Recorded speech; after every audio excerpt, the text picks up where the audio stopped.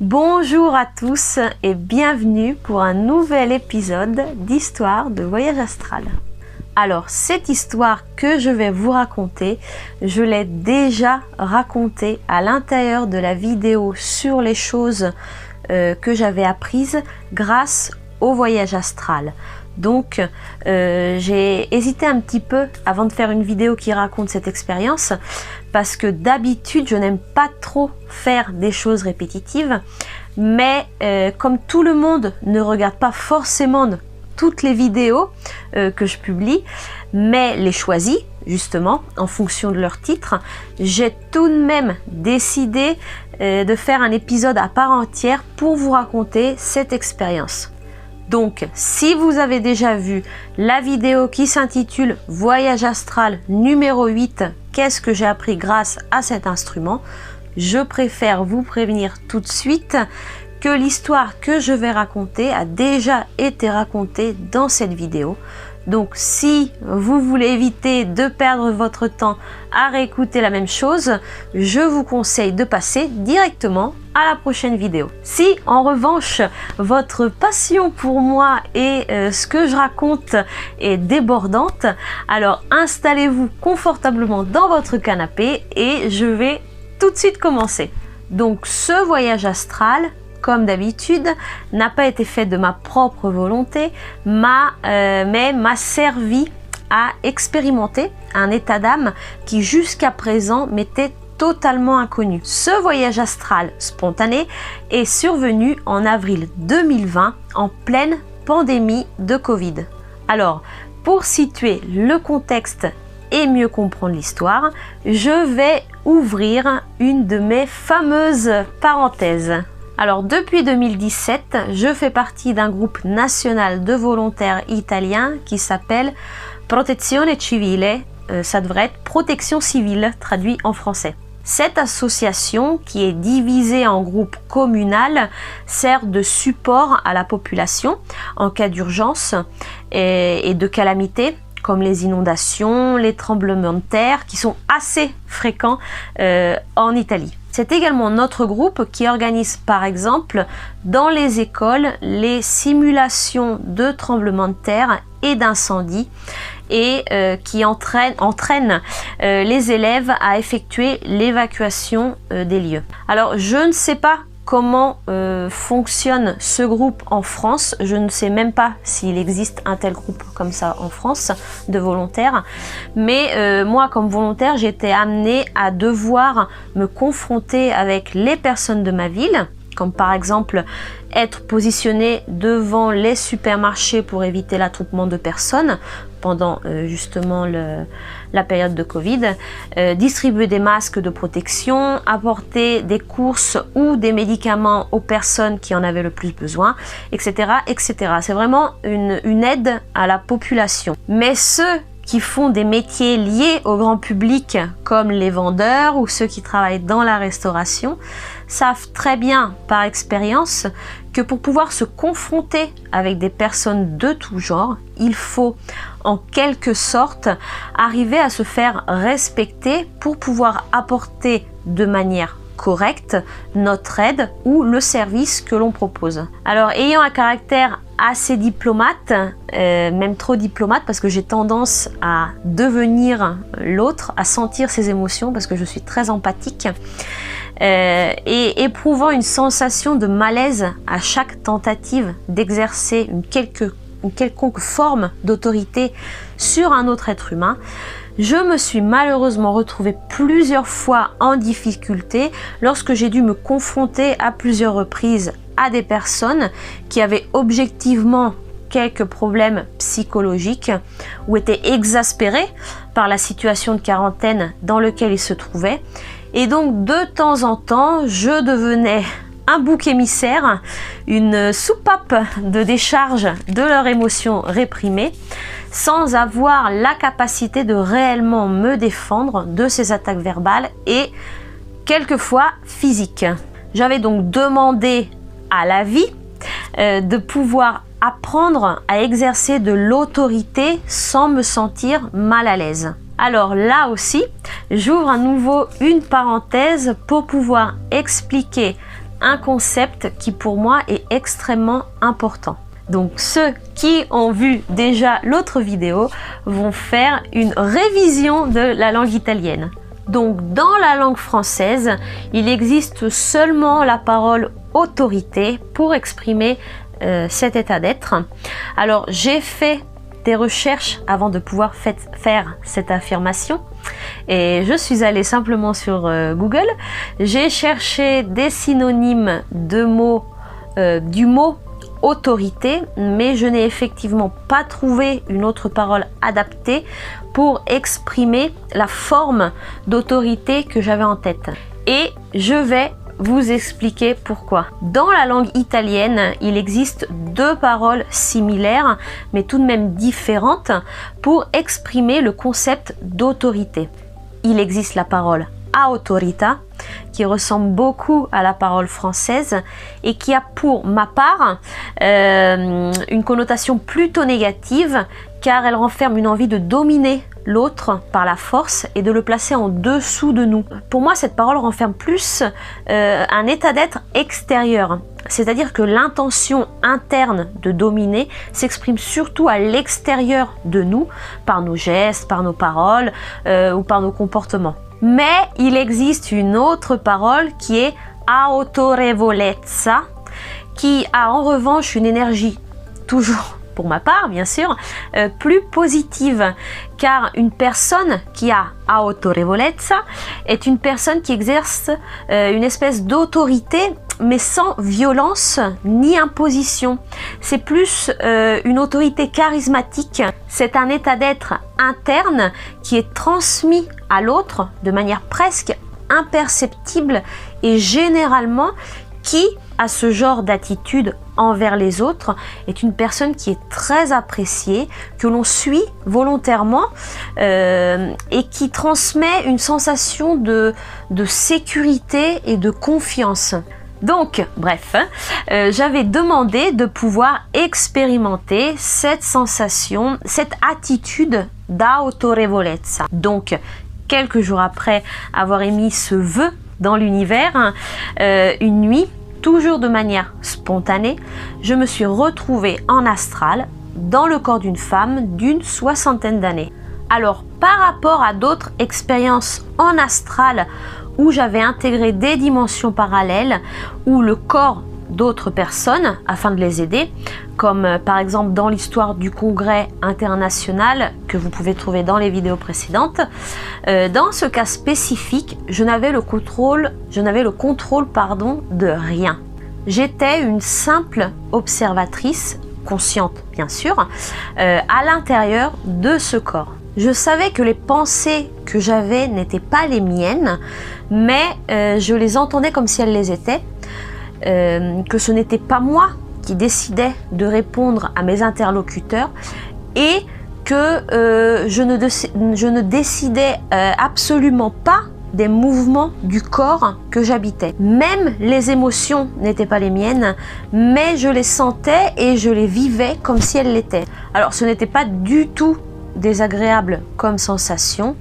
Je me suis simplement laissée porter par ce voyage astral sans me poser trop de questions. Donc, je me retrouve dans le corps de cette femme d'une 60aine d'années que je sentais intérieurement très sûre, très posée, consciente d'elle et en paix, très calme. Je me souviens qu'à un moment, elle s'est regardée dans le miroir et j'ai vu qu'elle avait des yeux bleu clair, la peau claire sans trop de rides pour son âge et qu'elle portait des cheveux blancs jusqu'aux épaules, jusqu'ici. Alors je ne sais pas si je peux le définir avec ces mots-là, mais elle avait une nature d'âme vraiment très sophistiquée. Alors à ce moment-là, je suis donc assise à la table d'un restaurant à partager mon repas avec une autre dame. Nous parlons de tout et de rien. Et à un moment, se présente à notre table un monsieur d'une 50aine d'années, habillé en costume cravate, grand, avec la corpulence d'un homme sportif, la peau mate, une moustache et les cheveux légèrement longs et bouclés. C'était un homme vraiment très séduisant. il s'approche de notre table avec un grand sourire et me dit m'avoir reconnu et qu'il est honoré de me rencontrer. Je l'invite donc à s'asseoir à notre table et il commence à discuter avec nous. Il nous raconte qu'il a écrit un livre sur une thématique que je pourrais définir holistique spirituelle. Et si mes souvenirs sont bons, je crois qu'il avait créé une nouvelle méthodologie de guérison holistique pour guérir une maladie du pancréas, il me semble. Oui, c'était du pancréas. Il continue en disant que malheureusement, il ne trouve personne pour l'aider à faire connaître cet ouvrage. Il a une façon de parler extrêmement séduisante et le voyant assez abattu par les difficultés qu'il rencontre, je lui dis que s'il veut, demain, il peut venir et je lui laisserai une place pour qu'il puisse s'exprimer et présenter son livre. J'ouvre une troisième parenthèse pour comprendre la suite de l'histoire.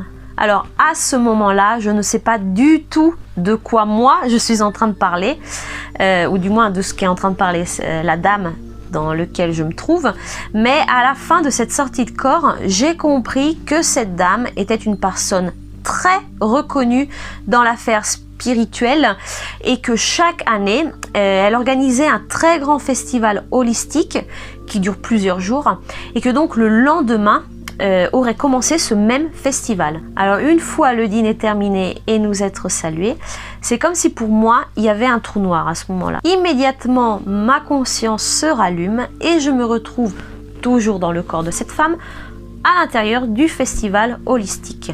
Donc je suis en train de me promener entre les stands pour contrôler que tout se passe bien. À un moment, une personne très en colère arrive vers moi en courant et commence à hurler: comment vous avez pu permettre qu'une telle personne participe à ce festival? C'est un charlatan. Et les personnes s'en sont rendues compte. Ils sont très en colère et ils sont en train de partir du festival. Moi j'ai fait des centaines de kilomètres pour être ici et j'ai refusé de travailler à d'autres événements. J'ai investi de l'argent pour pouvoir avoir ce stand et à cause de cet homme, tout le monde est en train de partir. Comment je vais faire maintenant? Et là, elle se met à pleurer.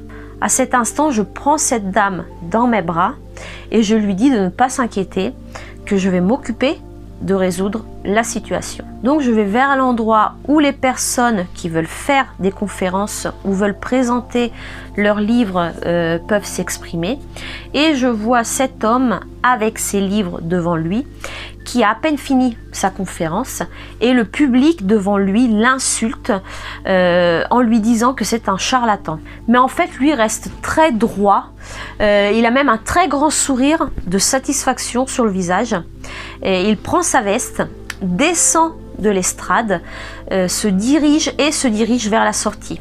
Et dès qu'il arrive sur le pas de la porte, il se retourne vers moi, il me nargue d'un grand sourire et s'en va. À cet instant précis, je me rends compte que cette personne, en quelque sorte, travaille pour le, définissons-le, côté obscur et qu'il avait été chargé d'infiltrer mon festival afin de le discréditer et par conséquent de me discréditer moi aussi. Donc de manière extrêmement sereine, je décide de monter à mon tour sur cette estrade et de prendre le micro afin de m'adresser à toutes les personnes présentes. Intérieurement, émotivement, j'étais extrêmement calme et c'était vraiment très bizarre parce que même si c'était d'une certaine manière de ma faute, je n'avais pas ce sentiment oppressant de culpabilité que j'aurais eu moi-même si j'avais vécu ce genre d'expérience, que n'importe quelle personne aurait eu si elle avait vécu ce genre d'expérience. Mais cette femme était vraiment tranquille. Donc en prenant le micro avec cette autorité, appelons-la comme ça, positive, cette autorevolezza, elle a dit la chose suivante: alors je sais que la présence de cette personne vous a offensé et je suis totalement responsable de sa présence ici. Je ne me suis pas rendu compte de ce qu'il apportait et je vous demande pardon pour cela. Je comprends et j'accepte absolument votre choix de quitter ce festival. Mais sachez que cette personne est venue ici avec le seul but de porter préjudice à ce magnifique événement. Et que donc, si vous décidez de partir, vous ferez exactement ce pourquoi il est venu. Moi, j'ai commis une erreur, mais en partant, ce n'est pas seulement moi que vous punirez, mais c'est également toutes les personnes qui ont investi du temps et de l'argent pour être présents à ce festival et ils ne méritent absolument pas de payer les conséquences de mes fautes. Alors pendant qu'elle parlait, je sentais plein d'émotions positives, nouvelles mises ensemble. Le fait qu'elle prenne ses responsabilités sans éprouver une émotion de culpabilité paralysante ou de peur était absolument nouveau pour moi et je la sentais extrêmement tranquille, droite, sereine et consciente d'elle. À peine cette dame a fini son discours et a posé le micro, je suis immédiatement retournée dans mon corps et je me suis réveillée. L'expérience que je devais vivre était conclue. Alors, faisons le point sur cette expérience. Grâce à cette sortie de corps, j'ai pu expérimenter ce que signifie émotivement être une personne qui a de l'autorité, à laquelle on reconnaît cette même autorité, chose que je n'aurais jamais pu expérimenter aussi rapidement dans la vie réelle. J'ai aussi compris que généralement, ce qui bloque les personnes à prendre leurs responsabilités et de s'exprimer face aux autres en s'excusant, simplement, par exemple, est le sentiment oppressant de culpabilité qui nous bloque. Mais cette dame ne sentait pas cette oppression et elle était capable de s'exprimer librement et de prendre ses responsabilités. C'est donc pour ça que c'est une personne qui est très appréciée et reconnue dans ce genre de milieu. Maintenant, quand il m'arrive de devoir revêtir une position d'autorité et que je veux me positionner dans cet état d'âme pour pouvoir agir librement, il suffit que je me reconnecte au souvenir de cette émotion vécue et j'arrive ensuite à affronter les situations de manière extrêmement sereine et positive. Nous savons tous que les sensations sont des choses extrêmement difficiles à communiquer aux autres, à transmettre aux autres, à leur faire apprendre. Parce que, par exemple, comme l'amour, il est très difficile d'expliquer ce qu'est l'amour à une personne qui ne l'a jamais ressenti. Donc, expliquer une émotion de ce genre est extrêmement difficile et grâce à ce voyage astral, j'ai pu l'apprendre en une fraction de seconde. Mais c'est également un état d'âme auquel j'essaie de me reconnecter quand je fais des erreurs et que je dois m'excuser. Et ce même état d'âme me permet d'avoir beaucoup plus de courage par rapport à avant. Comme pour l'histoire du marais des âmes, qui est la vidéo de l'épisode précédent, cette expérience effectuée de manière directe permet de créer un énorme raccourci pour apprendre quelque chose. Si vous avez l'occasion de faire des sorties astrales de manière contrôlée et planifiée, vous pouvez l'utiliser pour apprendre des choses sur lesquelles vous bloquez. C'est un outil extrêmement puissant et efficace. Donc voilà, j'espère que cette vidéo vous a plu. Pour aujourd'hui, elle est terminée. Si les vidéos que je publie sur mon canal vous intéressent et vous voulez être informé lors de leur publication, qui, je rappelle, a lieu tous les 15 jours, il vous suffit de vous inscrire en cliquant sur l'icône qui devrait être en dessous de cette vidéo et de cliquer ensuite sur la cloche qui se trouve à côté. En attendant, je vous souhaite une bonne journée ou une bonne soirée Et on se voit dans 15 jours pour la prochaine vidéo. Ciao!